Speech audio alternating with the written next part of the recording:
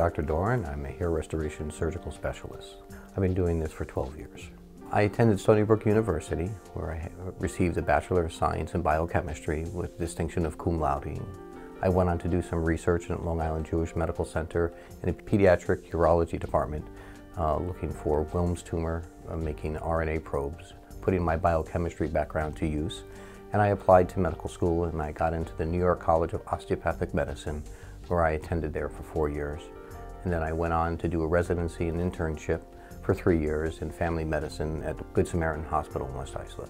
My decision to enter into hair restoration was really my own personal experience with hair loss. I basically was a patient of Dr. True's, who was going through medical school, and noticed that I started to thin and lose hair in the frontal third of my head.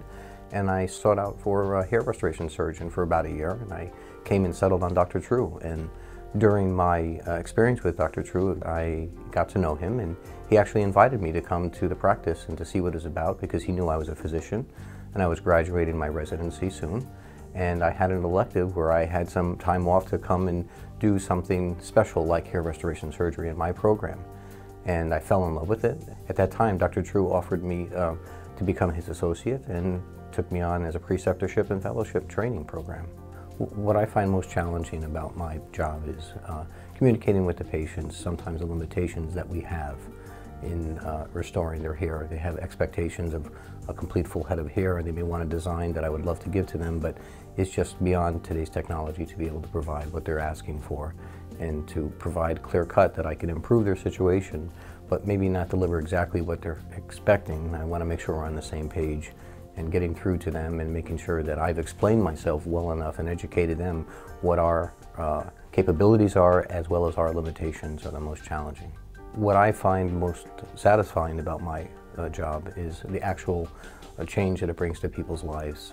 It seems to be that hair is a very important part of people's own perception and identity, and it goes deep into their psyche. And the people who are bothered by their hair loss, who seek some type of help, when we make that change and reestablish their hairline or add density back to an area that was bothering them, that they actually maybe constantly concentrate on over and over again, I take that away from them, it stops them thinking about it, and they go on about their life, and they just love the fact that they don't have to think and worry about their hair loss anymore.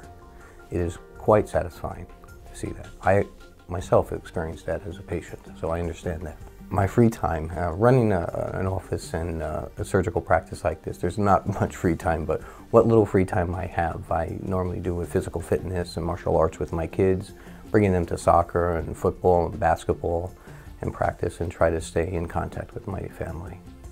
Whether it be personally or professionally, I'm quite honest and straightforward. I really try to deliver what's best for the patient and